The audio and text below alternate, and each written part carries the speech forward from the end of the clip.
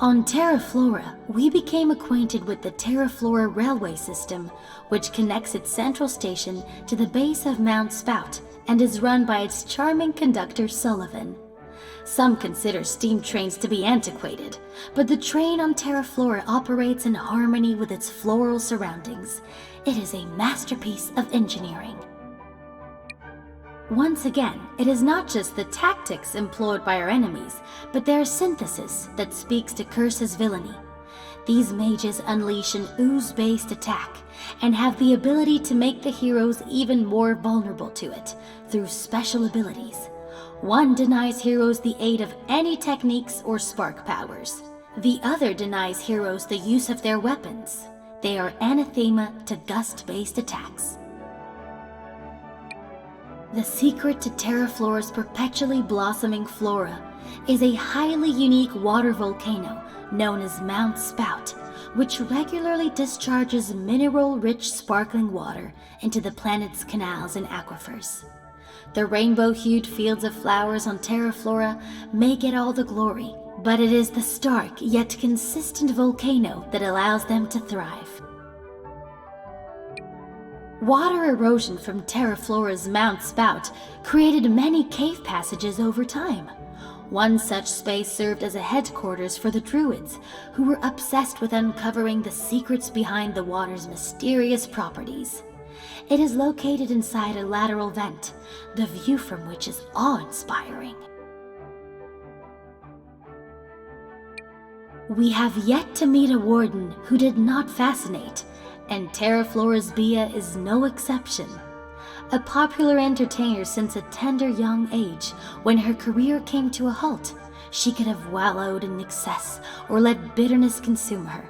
Instead, she reinvented herself as a flower farmer whose bouquets make hearts swell all over the galaxy, just as her music once did.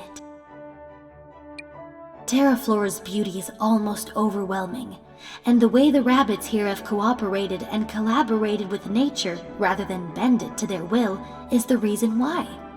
The railroad tracks are made from plants and vines, the warden resides in the everbloom tree, and everything is irrigated using a natural spring.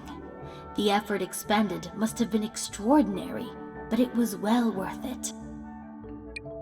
I could be forgiven for not taking these creatures seriously at first sight, for isn't that the purpose of a rubber chicken? Not in this case. The unconventional weapon acts as a magnet, drawing heroes to it against their will, where they can be pounded like a cutlet. The rubber weapon gives them resistance to electricity, while their feline penchant for cleanliness makes them susceptible to filthy ooze attacks. Eloquent, proficient, and passionate, Sullivan is the chief train engineer on Terra Flora, but for him, it is no mere job. He is a lover of all things mechanical, and has a strong attachment to his beloved steam train, which he cares for with a tender hand. After his train, there is his timetable. He takes pride not just in being punctual, but in being someone the Rabbids of Terra Flora can count on. Sullivan, the train engineer on Terra Flora, took an interest in me, and not just for my link to the hero's spaceship. He was courteous, but he also made me feel, he made me feel. I felt appreciated, but in a different way than when Beepo or a hero expresses gratitude.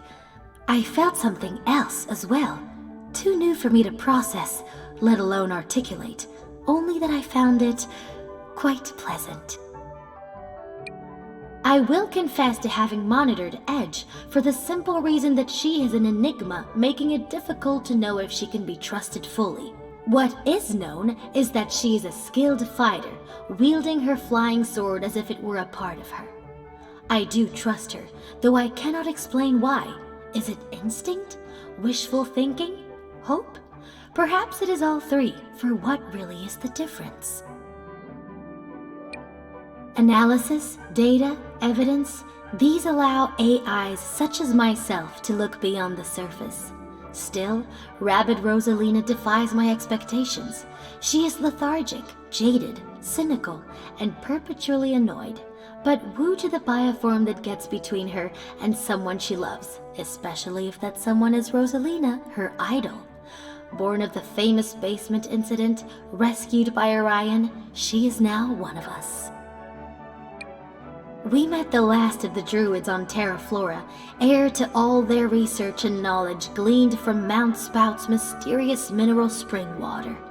The Druids of old had reputations as makers of powerful potions, yet this one seems more inclined to fuse spring water with delicious fruit combinations.